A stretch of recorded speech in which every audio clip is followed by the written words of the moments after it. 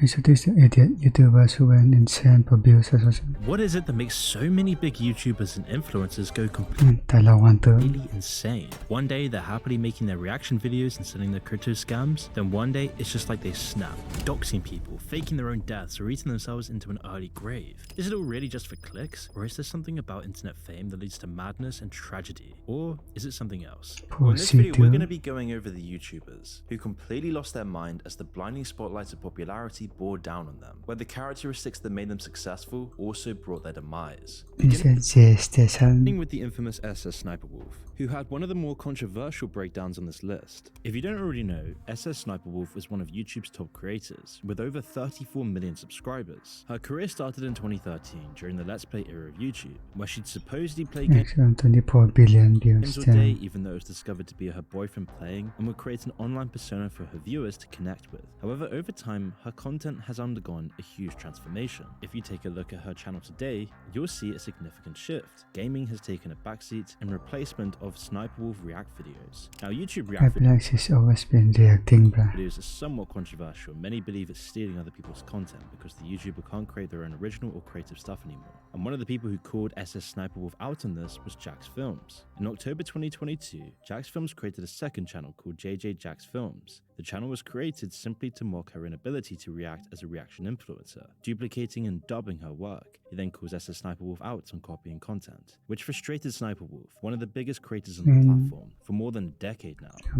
Obviously works. But as all people in controversy do, she continued doing the same thing, pretending nothing had happened. But more and more months went by, with JJ Jax Films continually posting videos mocking her, and Sniperwolf hit her boiling point, which reached a head on the Jax Films seems kind of obsessive. 22nd of June 2023, when YouTube promoted sssniperwolf's channel on Twitter, and Jack would post this reply, something that clearly tipped Sniperwolf over the edge. As she finally replied, "I'm gonna start charging you 20% since you get your ideas from me. Satire is supposed to be funny. It's a way to undermine what I do. Bro just wanted an excuse to copy me, thinking it would be easy money for him. He gave up because the videos ended up getting Can you just get block him or something? views. Guess it's harder than it looks, huh?" For context, Jack Films made another channel where he copied my content for a few months thinking it would blow up and get millions of views. It didn't, now he's mad. Then in the comments, somebody commented that she steals ideas, to which she replied, 90% of what I upload are my ideas. People copy me and then people like you get confused. Okay, that's just wrong.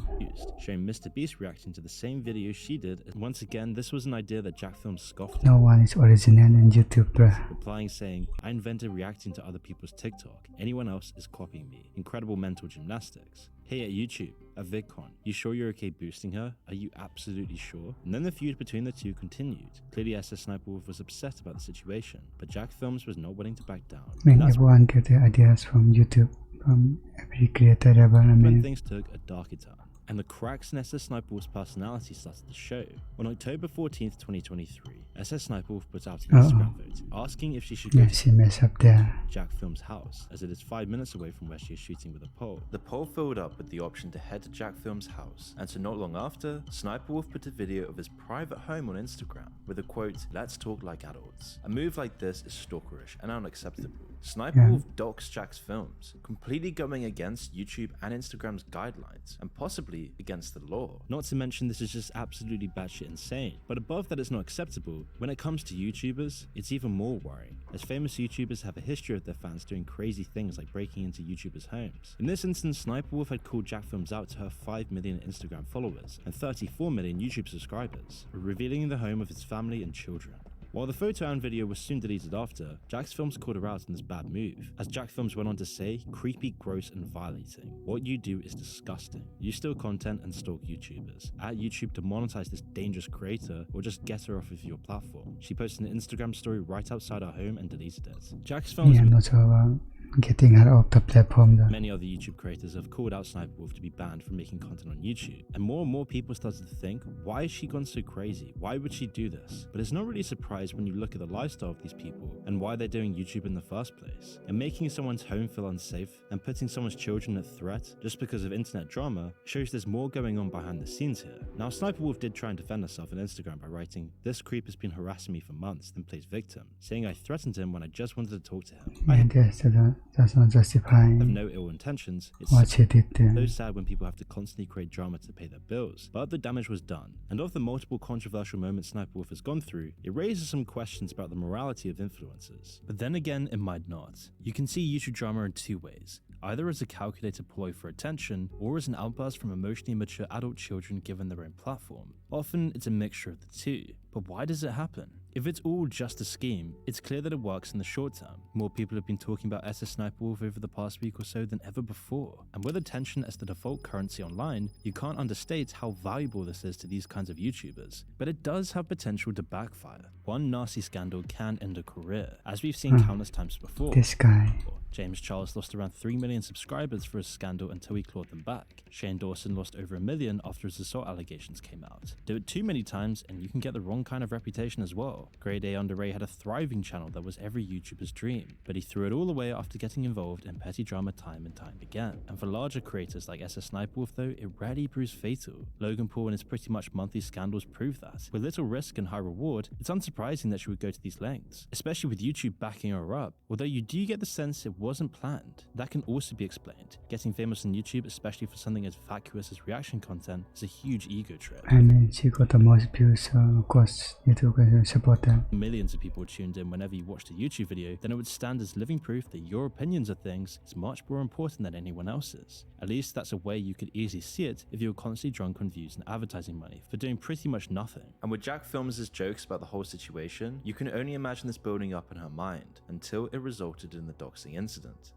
None of this matters to YouTube, of course. With their most recent statement, it's clear they don't actually want to intervene or really do anything about the situation. Instead, they're just waiting for it to die down. Why? Because sssniperwolf is one of their biggest channels when they just demonetize her. it comes to making money. The amount of ad revenue they must get of her audience is insane. So why throw that all away? She's great for the kids, great for mind-numbing people, and keeping them on the platform. And once a creator becomes so vanilla, so bland of real personality, Mind-numbing people, by the way.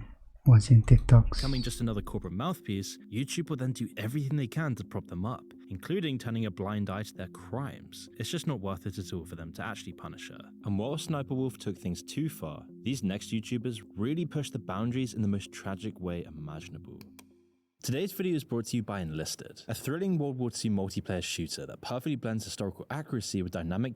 You see, this is Mona Lisa Perez and Pedro Ruiz, and they were involved in one of the most jaw-dropping cases that really makes you question the lengths some people are willing to go for clout. You see, the two had a family lifestyle YouTube channel where they'd post prank videos and vlogs, and they had a 3-year-old daughter. Unfortunately, despite making videos regularly for a year, the channel really wasn't gaining that much traction. So Pedro wanted to try something new. After months of convincing his pregnant girlfriend Mona Lisa, on June 27, 2017, Pedro Ruiz was ready to shoot his first YouTube video for a new channel called Damn It Boy. Pedro wanted it all to be extreme videos and wanted to start the channel with a bang. Is there a bullet? Mona Lisa shared a somewhat concerning tweet that said they were about to shoot the most dangerous video ever, but she wanted to make it clear that it was Pedro's idea, not hers. Little did they know that this statement would turn into a tragic reality. The idea behind the video was that Mona Lisa would shoot a .50 caliber Desert Eagle at Pedro's chest. But don't worry, Pedro felt that if he held up a book in front of him, what? all would be okay. Is he good? The book would stop the bullet. It was an incredibly reckless idea, and the rule of thumb with any weapon is that you don't ever point at it at somebody or even shoot in the direction of the person. But Pedro was confident in the stunt. He would do anything for more views and subscribers. However, at Mona Lisa's request, they did test out how well it would work. In their trial run, they used a thick encyclopedia and set it at a decent distance. In this test, the bullet was that is not how you stopped by the book, which gave Mona Lisa a strong sense of security in the stunt. They're going to do it, aren't they? Pedro held a hardcover encyclopedia in front of his chest, and they believed that this book is still very dangerous, bro. stopped the bullet, just like it had in their practice run. And the book was not as thick as their test book, and so as you can probably guess, things didn't go according to plan. The Desert Eagle They didn't even use the same book. pistol bullet didn't stop at the book, and it went right through and struck Pedro in the chest. In a state of panic, Mona Lisa called 911, but it was already too late. Pedro passed away before he could even be airlifted for medical treatment. A tragedy unfolded in front of their 3-year-old daughter, and Mona Lisa was arrested immediately. Following the shocking and tragic incident, Mona Lisa was sentenced to 180 days in jail for manslaughter and banned from ever owning a gun again. She gave Only 6 months. birth to a baby prior to her sentencing, but this was a pretty sad situation for a mother to be and a 3-year-old daughter. While it might just seem like this was an extreme case of stupidity to blame, there's something else going on as well. I mean, we've talked before about how social media and being online always rewires your reward mechanisms. Likes and shares burrow their way into the human psyche. Just as they're designed to, going to work on your brain's innate social programming. And cases like this show how far they can go, how mindless the pursuit becomes. If either Pedro or Mona Lisa had thought for 1 second, they would have realized how careless their plan was. Even holding the book in front of their arm and leg would have been so much less dangerous, but they were completely blinded by the likes and the hits they would get from the video. The potential Why the gesture, of man? internet fame That's where the heart is. occupied their minds so much that they forgot about everything else. A warning sign to always keep one eye on reality, even if you'd obviously never go as far as Pedro did.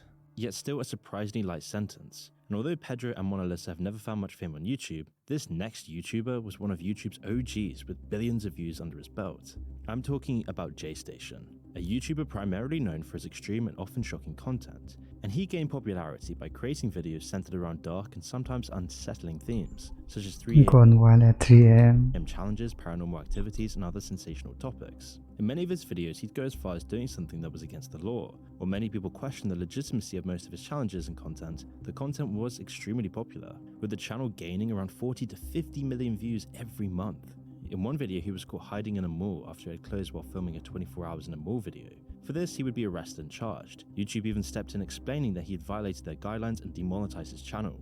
But Jason simply opened a second channel to get monetized again. But this was just one of the many controversial videos made by I'm JStation. But on January 21st, 2020, Jason experienced one of the worst things a person can go through. In a video titled Saying Goodbye to My Dead Girlfriend, he explained that his girlfriend Alexia, whom he'd been with for some time now, He's actually messed up, had passed away tragically in a car crash. In the video, he was crying. Something like this could spiral anybody into a place in depression, enough to do something stupid. But in the video, he spoke about how Alexia's death wish was for the channel to reach 1 million subscribers. Her dream was just to get 1 million subscribers, and we were so close to doing that, guys. A rather unusual statement in a video of this type. Soon after the video was uploaded, other YouTubers did their research, and one YouTuber called the local police station where Jason lived and asked about the car accident, to which they were unaware of. No, I don't have anything by that name on the system. So, in Toronto, nobody has been, nobody by that name specifically has suffered any form of death, right? No. Others explained that this was tasteless, how his tears were clearly fake, and this was all an elaborate prank just to get more clout. The frustrations towards him grew, but for fans of the channel, this man was grieving for his dead girlfriend. But his next video would be when things took a much darker turn. 5 days later, on January 26th, Jason uploaded another video, Dead Girlfriend Ouija Board Challenge at 3 a.m, gone wrong, essentially mocking anyone who had sympathy for him. What's poppin', guys? Back with another 3 a.m. challenge. As you guys know, my girlfriend Alexia just passed away in a tragic accident, guys. He's actually surprised about it, bro. I cannot get over her. He's so excited for this. Guys, I miss her so freaking much. And while this may have been horrible news for his own community, this is how many of Alexia's family and friends found out about her alleged death. And I'm JStation knew there would be backlash, but it was a risk he was willing to take to get those views. All publicity is good publicity. And this was enough to force Alexia into the situation against her own will. And so on January 28th, 2020, Alexia posted a video of herself on her own channel titled Alexia is Alive. Here she spoke about her relationship with I'm JStation, where she claimed he was abusive and controlling. She went as far to say that she actually feared him. I only helped him out of fear. And as a result of this, she would play along to keep the peace. She said that Jason would stop her from socializing with friends and family. And when Alexia's friends and family were constantly called and questioned about her death, she asked I'm JStation to remove the video. And he didn't skip a beat, replying, "Tell your dad not to block my money. I don't get a part of his business. He shouldn't get a part of mine. And why don't you get your dad to write me an apology letter? Because he's trying to block my money." Alexia posting this video went against what I'm JStation had in mind for the channel, and he was upset. The two broke up, and Jason posted a new There's something more going on in the background. video titled Alexia Morano Exposed, the Bad Side of Her, where he claimed she had been a willing participant in the death post and had benefited from the money that came in from the posts. He had even provided footage of Alexia helping him, and made a side comment that his fans were delusional. I don't really appreciate you talking shit about me to my fans after I try to help you Not succeed. no fans, they're young kids who are delusional. At this point, it was just airing each other's dirty laundry. He's just showing her bad side without knowing the camera. And other parties looked bad.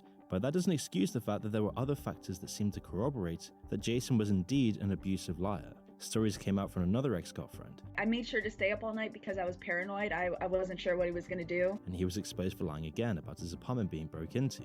People just ran in my house and messed me up, like super bad, yo. No lie, guys. The next week, JStation was arrested, following Alexia's accusations that he was physically abusive, eventually causing him to be charged with 2 counts of assault. But his internet persona had to continue, he needed those views. And so when he was released later that night, he would go straight back to Instagram saying, "Guys, I just got arrested, but I'm back home and back on the grind. That's why I missed the upload. New video dropping tonight. I'm going harder than ever now. Love you guys." Clearly having no remorse or care for what he did, with his account eventually being suspended again on March 12, 2021. JStation is a clear example of a different reason why so many YouTubers and influencers go off of the rails. Shocking content that goes further than anyone else is what plays well. The perfect drama and prank YouTuber would get as close to breaking the law as possible while still making content. That and they'd fake as much content as possible. JStation's video, "We Bought a Slave Off the Dark Web," is a clear example of something that does both. Other creators that play it too safe don't even get heard of. It's a genre of video and creator that rewards outrage, shock tactics, and being generally unaware of how ridiculous what you're doing is. If these are the ways the drama influencers and these celebrities are chosen, then it's no surprise that a lot of them go off the rails. You need to be completely self-absorbed, Clown prank in the hot prank. It's actually be entertaining the egotistical, and in your own little world to even get there in the first place. So when these people get handed audiences in the hundreds of thousands or even the tens of millions, the rest is inevitable. The views and the money fuel their already massive egos, spouting their bloated opinions into their USB microphones to flatter their groaning sense of self-importance, and so they start thinking they can get away with everything. Of course, it's never enough. The essential problem with these drama and prank channels is that they need to keep upping the ante and going even further. Otherwise, their audience will just move on to the next channel doing exactly the same thing, creating a cycle of going further and further. Eventually, they go too far, and their channel either gets suspended or they get in trouble with the authorities, as seen in JStation's catastrophic fall. While JStation went I don't know why they're showing ISO speed in this. I don't think he did nothing some wrong extreme situations to get in that clip. views, this next YouTuber has changed his entire life to keep his audience happy. This is Nicholas Perry. This Many of guy. you will know him by the name Nakado Avocado. He started making YouTube videos when he moved to Colombia to live with his boyfriend Orlin. His average video was him simply playing some violin, speaking about his vegan lifestyle, and vlogging. Although he gained some following, his real claim to fame was diving headfirst into massive food feasts. He's what they call a mukbanger, which, if you didn't know, is originally from South Korea and means something like eating broadcast. In his first mukbang, it was all healthy vegan food and something Nicholas expected to be a once-off video. But it quickly popped off, and he gained over 50,000 views within the first few weeks of the video being up. In all of his regular uploads, his fans would comment asking when the next mukbang video was coming out. Hungry for views and clout, he'd eventually upload another mukbang video, and once again it did very well. Soon enough, all of his uploads were some form of mukbangs, and he'd eventually stop being a vegan, citing health issues. Nicholas clearly loved drama, and many of his videos have clickbait titles such as "Why I'm Leaving My Husband" and "Caught on Camera Almost Stabbed at Jack in the Box," not for kids. But over the next few years, he would make millions from this, becoming a huge notorious YouTuber. But with this enormous success and growth came a decline in both his physical and mental state. You see, when he started these mukbang videos, Nicholas weighed just 155 pounds or 70 kilograms. Nicholas believed that he could do all these mukbang videos without picking up weight because he had a fast metabolism, so he hadn't really been keeping tabs on his weight. But one day, about a year into his mukbang career, while he was filming himself, he decided to eventually step onto his And things became crumbling down.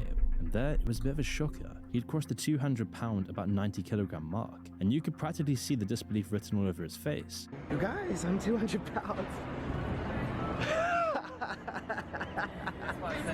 But here's the twist. He couldn't bring himself to admit that those mukbang sessions might have played a role in his weight gain. The views, money, and success made his ego drunk, so claiming it was all water weight and stress, he thought he'd lose this all very easily.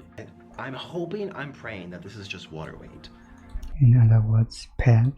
That this is water weight and it comes off He even made 2 videos addressing the weight he'd put on, but 3 videos later he did another one of his 10,000 calorie challenges, and he continued to gain weight, often crying on camera because of how it was affecting his life. But to Nicholas, the views that mukbangs brought in were more important than his own health, and so eventually he would hit 160 kilograms. In 2019, Nicholas What was that clip, explained bruh? how his weight affected his relationship with his husband Oren. He suffers from erectile dysfunction and a loss of libido as a result of his binge eating. Nicholas and his husband Oren had a toxic relationship that was taken to YouTube, as they'd be kissing each other one moment and shouting at each other a moment later. When YouTubers and his own fans shared their concerns, he'd often laugh it off or reply in outrage, never listening to what they had to say. He was told that he was slowly killing himself for views, but Nicholas didn't care about it. In a 2021 interview with Mel magazine, Perry spilled the beans. Turns out many of the online conflicts he's involved in are, well, also staged by none other than himself. He's not just doing it for the drama, but for the sake of his entire career. His entire career is hinged on his completely toxic, degenerate lifestyle. And so obviously Nicholas wasn't one to shy away from stirring up online drama. He feeds off it, often picking fights with fellow YouTubers, all in the hopes of getting a bit more of that sweet attention. He had it clear in his mind that there's no such thing as bad publicity, and he was making a lot of money from this. But then fast forward to May 2021 and something big happened. His on-again, off-again relationship with Orlin reached its final chapter, with Nicholas uploading a video in tears, pouring his heart out about how the internet had turned its back on him, and how all this online stuff was just too much for his family to handle. I actually like to be alone, and I just figured it out. And well, he mentioned that his husband had left him for good. 1 month later, in April 2021, he posted a video titled, "My New House." He's just copying at this point. I bought a $2.3 million penthouse, where he showed off what his fame had brought him, explaining that he was reaching his dreams and starting a new chapter. He spoke about being separated from Orlin, and that they were in the filing process of the divorce, so Nicholas packed his bags and moved to Vegas. Near the end of the video, he posted about all the money he has, laughing at poorer people. I am rich. Take that. Yeah, these are 2 minutes screens. later in the same video, he breaks down because of his loneliness. Despite everything he'd built, he hated himself, because all the success relied on destroying everything around him. The worrying thing about Nikado Avocado is how far he's gone compared to other creators. Each video is like one frame of a time-lapse documenting what internet fame and gluttony can do to someone. To go from healthy to ruining your body in just a few years is something you don't see very often, and was all for the YouTube views and the money. People often discuss whether this was all an act in a show, or if he really did fall so far. I mean, the weight gain was clearly real, What although is it's too that? likely it was a mixture of the two. He discovered what people really wanted to see when he drifted from reasonably sized meals into crazy portions. Then, by acting more juvenile, erratic, and eating large amounts of food, he gained even more momentum. Eating that much junk food has drastic effects on both the body and the brain, so it partially explains some of the changes we saw. At the end of the day though, does it really matter? Even if it's just an act, he's still pretty normal when he is in front of the camera. That almost makes this whole thing more pathetic. Although he had published videos talking about his weight loss a few months ago, it seems like that's been forgotten for now.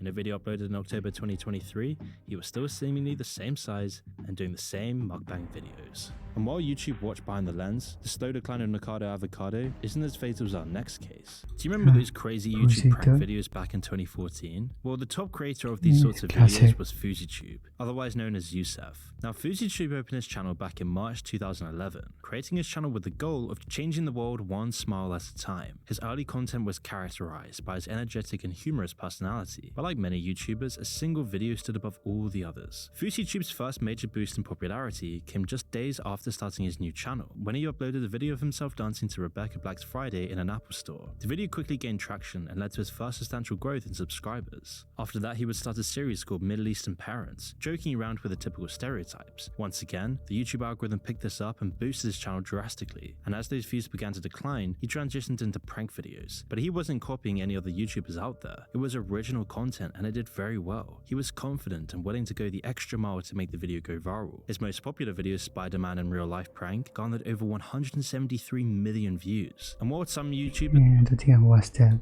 would call him out for I watched the Mortal Kombat. It's actually pretty good. being misogynistic and crossing lines in his videos, fouseytube didn't care. He was on top of the world. His ego was flying high. And yet by 2015, the fun was starting to die as the prank video era of YouTube was losing traction, and fouseytube would struggle to adapt to these changes, taking a huge hit to his ego. His videos weren't getting many views anymore, and although he tried to shift from pranks to vlogs, his whole channel was just decreasing in views and engagement, eventually causing fouseytube to speak about his mental health issues. As he shared, not only was his reputation declining rapidly, but fouseytube also came forward explaining how his revenue dropped by nearly 95% of what he would usually make from YouTube ads. I lost well over 1 million. Wow. Yeah.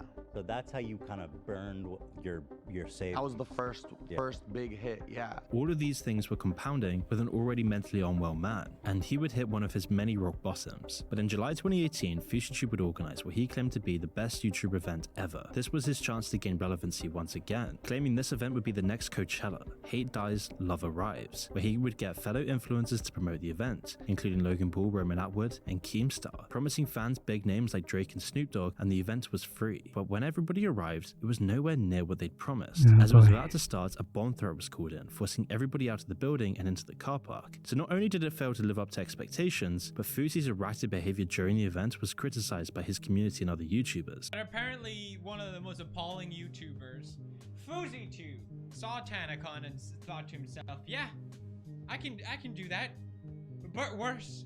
Taking another dent to his huge ego, and he'd later admit to never even speaking to Drake before, meaning the promise of Drake coming to the event was never even a possibility. This was just all to gain relevancy again. But once everybody arrived in the parking lot, Fousey would do everything he could to boost his ego, telling everyone about his ambitions as a content creator and his mental health struggles. I invested all my money into this event, and I did it for free. My accountant said, Yusuf, where are you gonna make your money? I said, that's not a problem to me. I didn't care. But many of his fans were now expressing concern for his mental well-being, telling fouseytube to take a break from the public spotlight to prioritize his mental health. But this only made him more angry. So when Keemstar tried to step in and help fouseytube had a manic episode in front of all of his fans, claiming that Keemstar made him want to commit suicide. It's a classic clip. I have bipolar and depression. That what you put into my head made me want to kill myself. Multiple YouTubers stepped in, both concerned for his own health and for his influence as a YouTuber, leading him to another rock bottom as he would take a year-long break from YouTube after the event. And when he returned, he would never be as active. Until recently, when about a year ago, fouseytube started live streaming whatever he was doing, every single day. He claimed that he was in a better place mentally now, and that his audience no longer had to worry about him. But as soon as the views started coming in again, viewers would start to notice his old manic state habits. As fouseytube started to lose his mind again, his viewers only increased, almost motivating fouseytube to do even crazier things and act in even worse ways, anything he could do to boost his ego. Everybody around him was encouraging his downward spiral, and in August 2023, while on stream, fouseytube met a drunk woman at an airport. On the stream, viewers could see that she was clearly hammered, off her mind. fouseytube and the woman started speaking, and she opened up about a tragic event that she had gone through where she had been a victim of human trafficking. So a lot of the women I used to mess with were sex trafficked, and I always like shit about it. Not too long after the stream ended, but about 10 minutes later, fouseytube started his livestream again and bragged about how he had just had sex with a drunk girl in the airport bathroom. Yeah, that is kind of weird. I just joined the Mile High Club. And I know it doesn't count as the Mile High Club because I was in the airport, but I still joined it. I swear to God. I swear on everything I love. I swear on everything I love. I just joined the Mile High Club in the airport, in the men's bathroom. Yeah, he just offered her money to, I think, anything to boost his own other situations. sense of self-worth. Even if it meant exploiting a woman in a bathroom, it was still good for his ego. But his community were disgusted by this, defending the lady that he had taken advantage of. But things took an even greater decline on August 23rd, as he screamed for almost the entire day and assaulted 2 people while on stream, having another manic episode. In the video, fouseytube checked into a hotel and called the cops while on stream, claiming a troll was near him with a gun to his head, ready to pull the trigger. There's a gun to my head right now. There's a gun to my head. Help, ma'am, he left. Ma'am, he left. There's a gun to my head. Help, get them. Help, bye. Ma'am, Intercontinental, what's my room number? Help, tell me. 2027. You could see he was losing his mind, and the viewers continued to pour in. Eventually, the police had to show up and arrest fouseytube in his manic state, ending the stream and possibly his entire content creator career. One worrying aspect of these kinds of YouTubers that often gets overlooked is their effect on the young and impressionable. It's no secret that these channels often have incredibly young audiences. Generally, kids are the only people who can bear to watch them.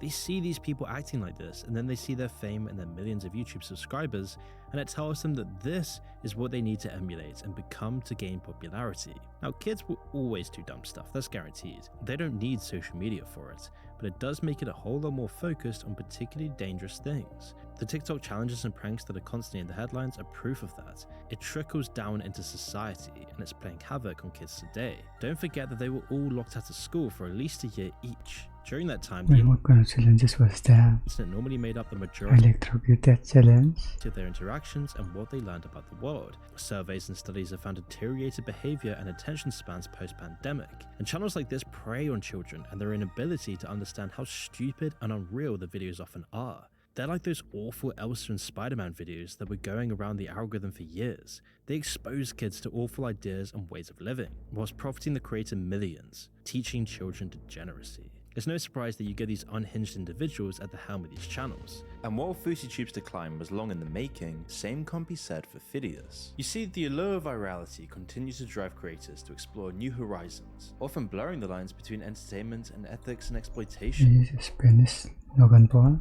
But it's this relentless quest for internet fame and clout, and their unending narcissism that can drive creators insane. And you see, Phidias' ego was growing, with his YouTube channel pulling in millions of views. Soon he would be featured by big names like Era, connecting with the top of the crop on the site. And people took a liking to Phidias, as he would do anything without limits to get views. And it was this exact drive that would bring him his audience. But at the same time, it also came to taint his entire YouTube career. And to see what I mean, we need to have a look at one of the first controversies he got into. And this is when he aimed to document life in what he described as the world's poorest country. The video titled, "I spent 100 hours in the world's poorest country," showcased I think I remember this one. his journey in the country. This is the world's poorest country, and there is a lot of bad things He didn't do anything about it or something. about it. That's why I'm going to That's spend the why- next 100 hours here to see with my own eyes. Capturing moments of stark poverty and daily struggles. However, the whole tone of this documentary-style video raised eyebrows. For one, Phidias treated the locals like a spectacle rather than being actual humans. They were there to serve the video and nothing else, completely exploiting this whole situation and the subjects for views, turning their hardships into a backdrop for viral content. And to top it off, the thumbnail was particularly crude and almost hilarious in how out of touch it was. And throughout this whole video,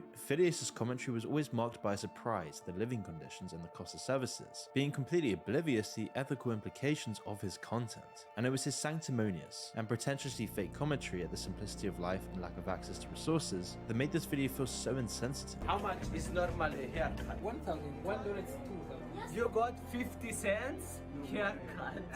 Yeah, But it wasn't the first time that he did these sorts of things to get views. In the same time, he was in hot water for his video on Skid Row in Los Angeles, because in both instances, Phidias was looking at complex social issues focused on making the most mind-numbing content possible, completely ignoring the real lives he was documenting. But at the same time as the controversy grew, so did his fanbase. And this would hit a climax when Phidias finally met Elon Musk. After stalking him for months, getting into controversy with Elon Musk's mother, he finally forced Elon Musk into giving him a hug by using his child fans to publicly pressure Elon Musk to hug him.